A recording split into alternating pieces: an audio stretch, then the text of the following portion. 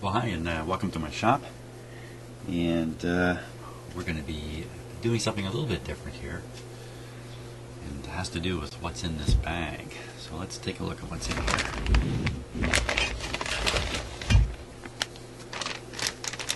Aha! You might recognize this. This is the tone arm.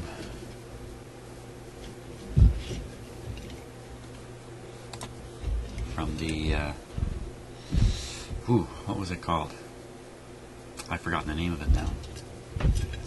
I've forgotten it totally. But anyway, it'll be in here a little bit later. This is the tone arm from it. And this is the cartridge from it. And you might remember, if you've watched my video of me playing a record with a paper cone. Hey, look. I still have the paper cone in my shop here with a needle on the end. The needle has come from this cartridge. Now, this cartridge, like virtually every cartridge of this age, is dead. There's no chance of this guy working again. Unless it's taken apart and rebuilt, which I certainly don't know anything about and don't have any parts to do it with or anything. So this is... I won't throw this out, by the way. This goes in a box. Someday somebody will be rebuilding these. In fact, I think there is a company that rebuilds them, and they can get a box of these dead guys and rebuild them. Now, here's the cartridge I have put in this arm, and I've only glanced at it until now, and my glancing said this ain't gonna go. So here it is.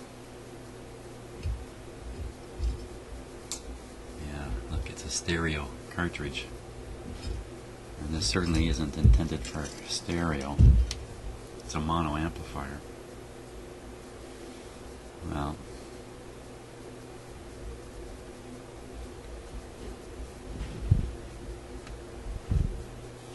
Well, it does have the screw grips here.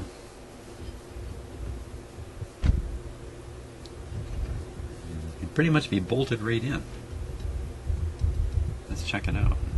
They're screwed right in. Now the original screws are way too short for this.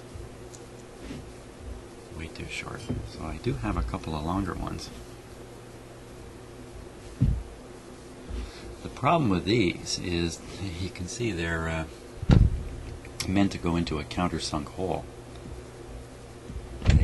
As opposed to this kind of screw, which has a flattened head at the top, which would grip this a lot better. I don't think the screw's any good though.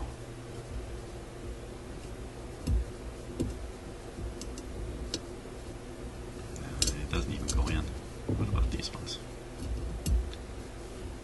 So those will go in.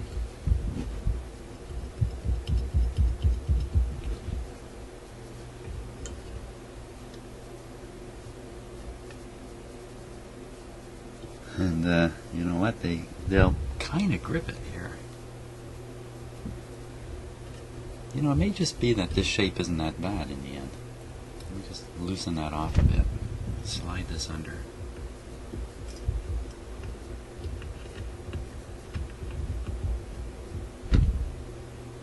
Okay, we'll drop the other one in.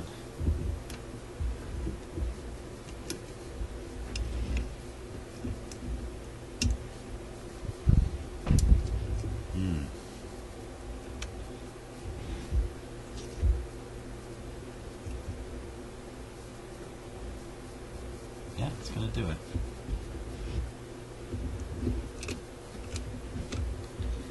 Not like that, though.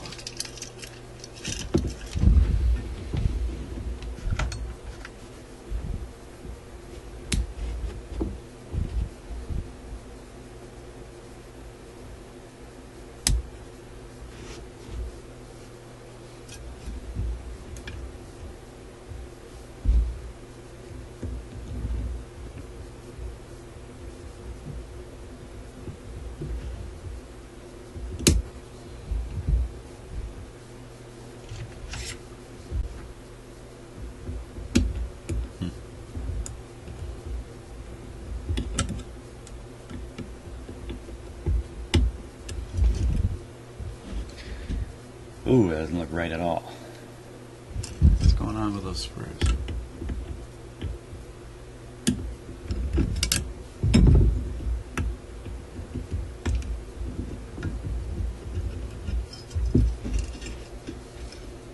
That one looks nice and straight, but this one was going in on a funny angle.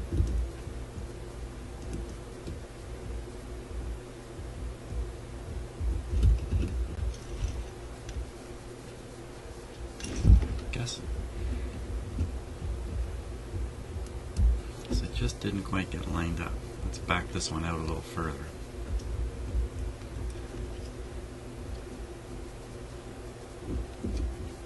So what's happening is the large head is interfering with the edge of the cartridge, so it's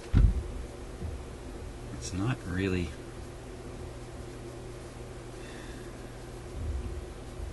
going to work. That's what's going to happen here.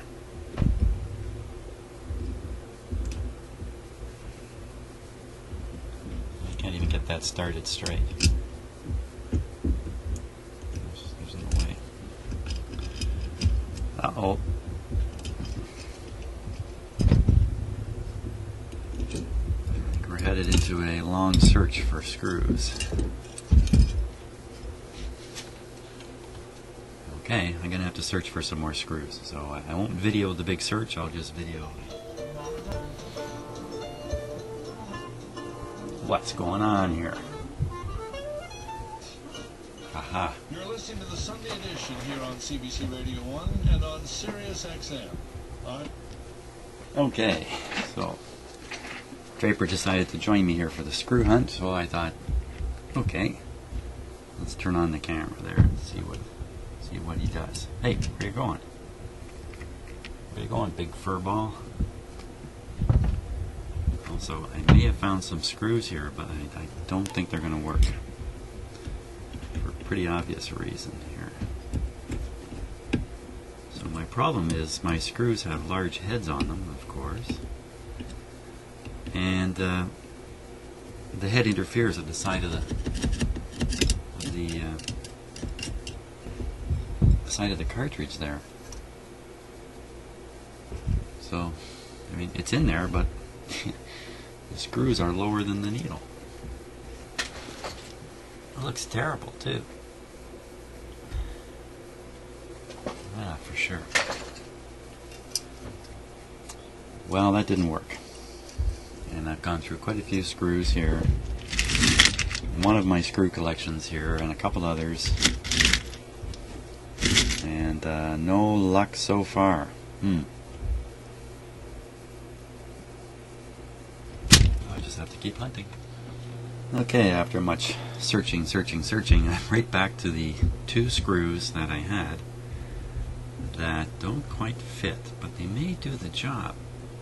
I've hardly put them in, and already this is quite tight. So, I think I could get away with this. They sort of clamp in and grip the cartridge as you tighten them up. That's really quite tight. You know what? That's going to work. That is going to work. So let's take it out. I don't want to put them in fully tight because it's a little hard on the threads down there. So we'll assume those will work. They'll certainly work enough that I can test the whole thing and I can replace the screws later when I find maybe another one like this with the small head. Or I look through some larger collections of screws and maybe find something that'll work. So now, the next issue is, before I damage this, let me put the protective top back on it. So the next issue is stereo to mono, and these lead wires are shot, completely shot. So I think what I'd like to put in here is a piece of shielded wire myself. Yeah, the insulation, like a lot of these things, the insulation has gone stiff. Watch. Let me hold it here. I don't think you can hear it. Let me put it right up by the microphone and listen to this when I bend it.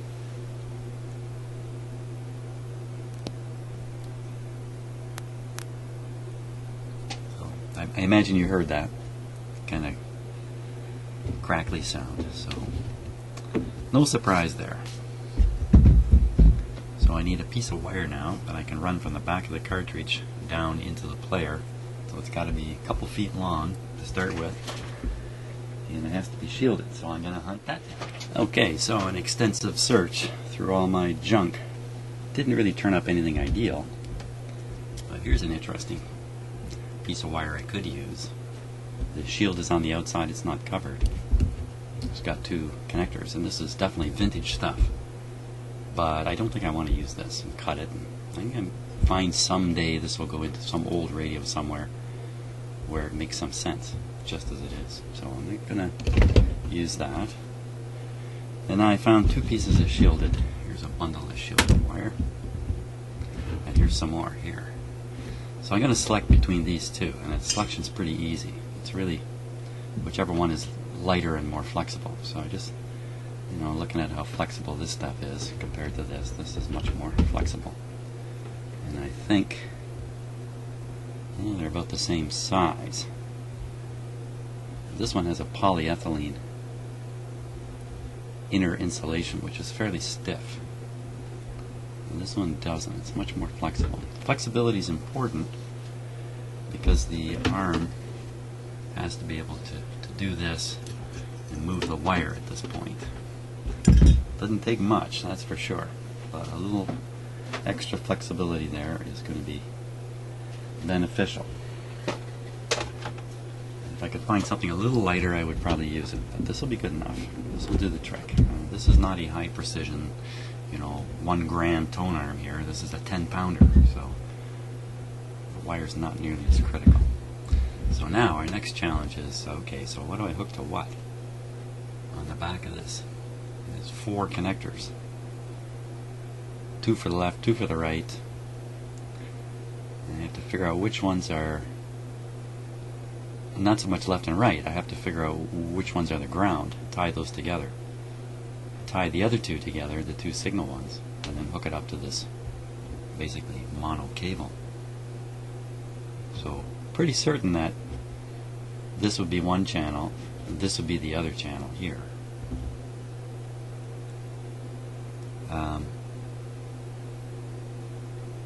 And it probably wouldn't even matter if I mixed the ground and the signal up and hook the yeah, maybe it does matter. I was going to say hook up the ground wire and the cable to the signal side of the cartridge, and vice versa, with the signal wire going to the ground side. Probably doesn't make any difference at all.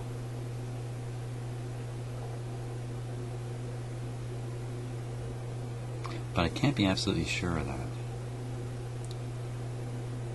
So I've got no literature on this at all. Now let's poke around with the ohm meter and see what we can find here. I don't even know for sure there's any output coming out of this. We better check that first. Looks pretty new. So in fact, that'd be a good way to check signal and ground wires.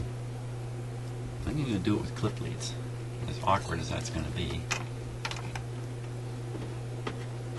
Or maybe just a clip lead on the ground here. Why don't we try that?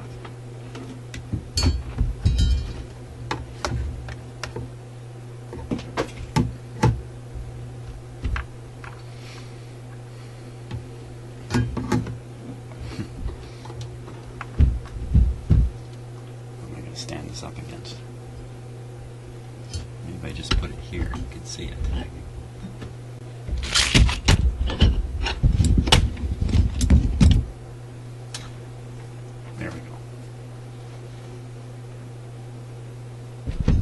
Okay, so we'll just make a guess that this is the ground. Actually, it's a bad guess. Let's see what happens here. I'm on the. We're going to put it on the 2-volt AC scale, and now we're going to try to flip the needle here a little bit. Oh yeah, see it go? I'm just barely touching it. So this is a live guy. This guy's really putting out a good signal there. Well, it's not so loud actually, is it? I see it, there's a 0.3, 0.2. Now, this across to the other side. Try the same signal pin. We don't see anything. The other signal pin, there we see it. Okay. Now, which of these two are signal, which two are ground? I just would tend to think the ones that are closer together are the ground. Because it's not really critical if you accidentally short these two. When the signal ones are kept farther apart, reduce the chance of shorting between them. I have no idea if that's true, of course. No idea at all. Well,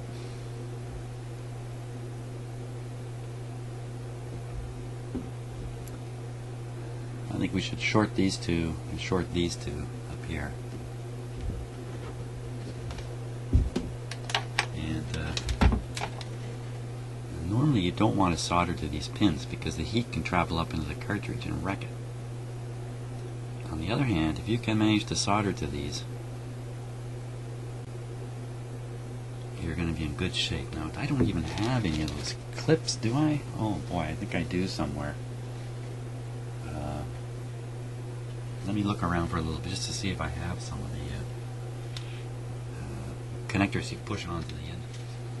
Okay, so as it turns out, I have no suitable clips. Let's just kind of, for now, assume we're going to solder this on.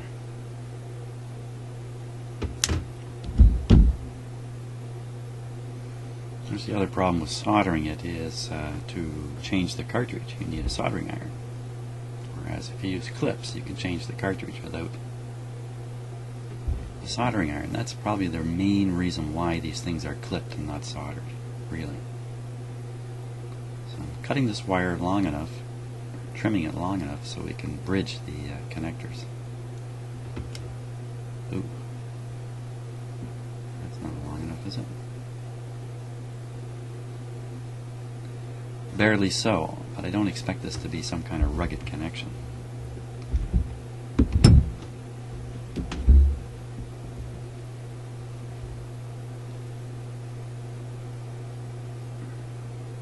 So I think what I'll do is I'll tin the wires, I'll tin the connections,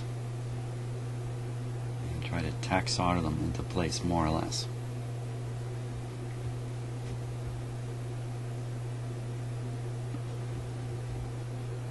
I should cut this wire now.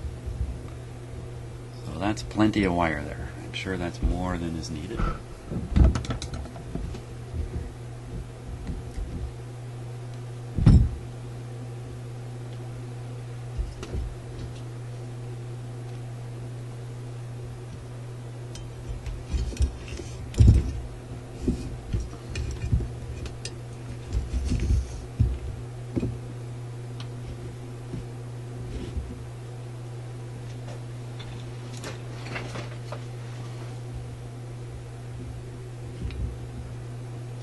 Uh-oh, I didn't turn my soldering iron on yet, so we'll let the soldering iron heat up.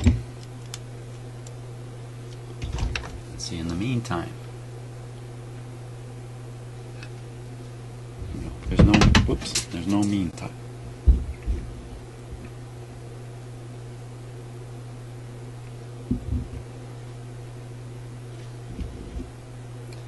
That's it for now. I'll just let my soldering iron warm. Okay, soldering iron should be nice and hot now. Find out in a moment.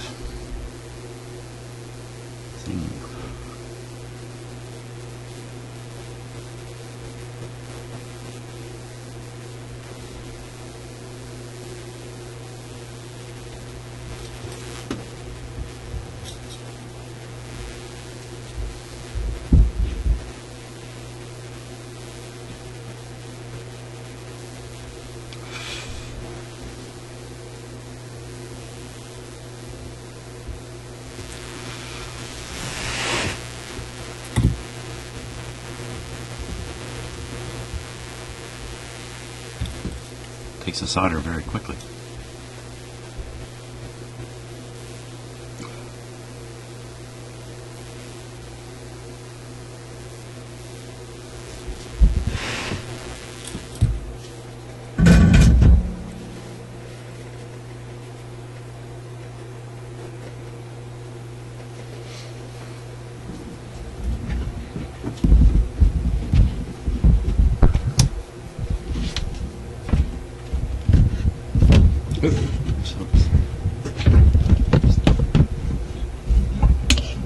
collapsing because I knocked over one of my cameras here.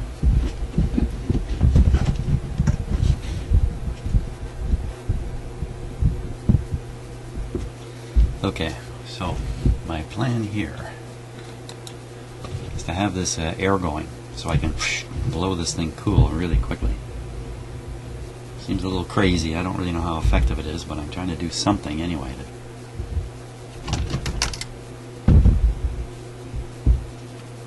reduce the amount of heat that's absorbed by this.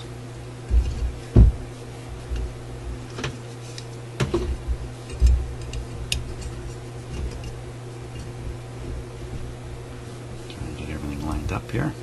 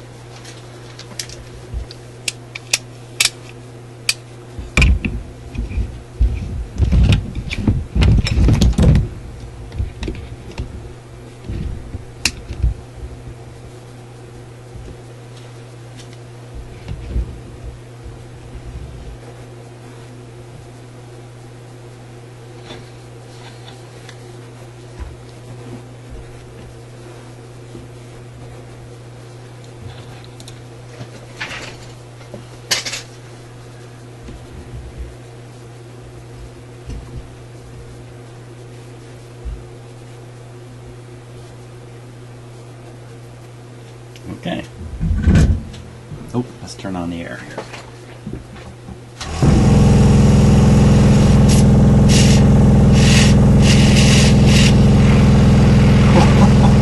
It's just like a hurricane going across there. Swing it like that.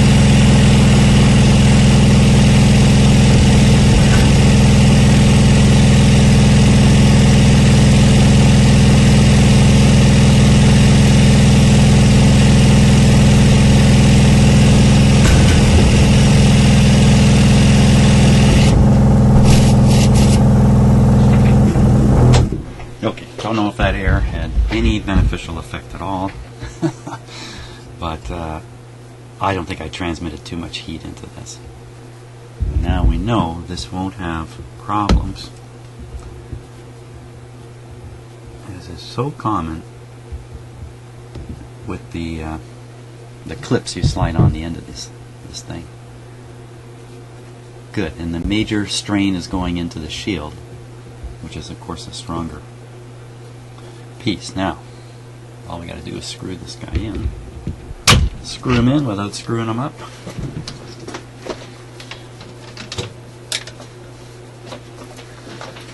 And, oh my God, what did I do with the screws? I put them away. Okay. I sort of cleaned them up.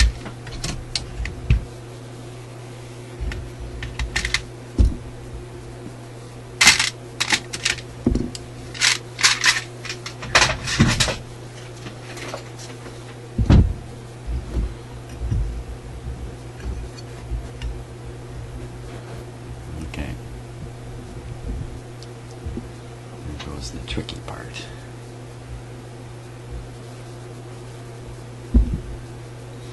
So one screw I can start. come under. There's enough play in the screw that I can get the other one started too.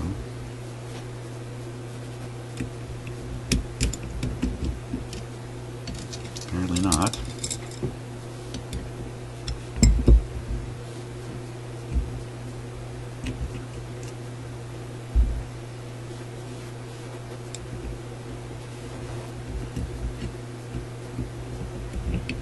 There we go.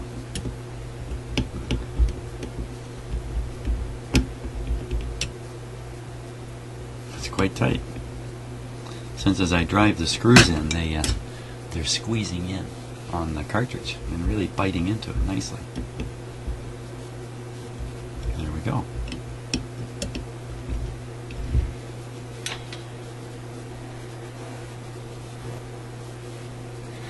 One of our problems in doing this is when I go to, well, that's ugly. It's ugly as can be, isn't it? Where are you? There you are. And those big honking screws hanging out of there, but they'll do for now. At least we can continue on with getting the whole thing operating. Okay, and so to continue on, I got to bring the whole record player back in here. I'm gonna have to make room for it because it's a big guy.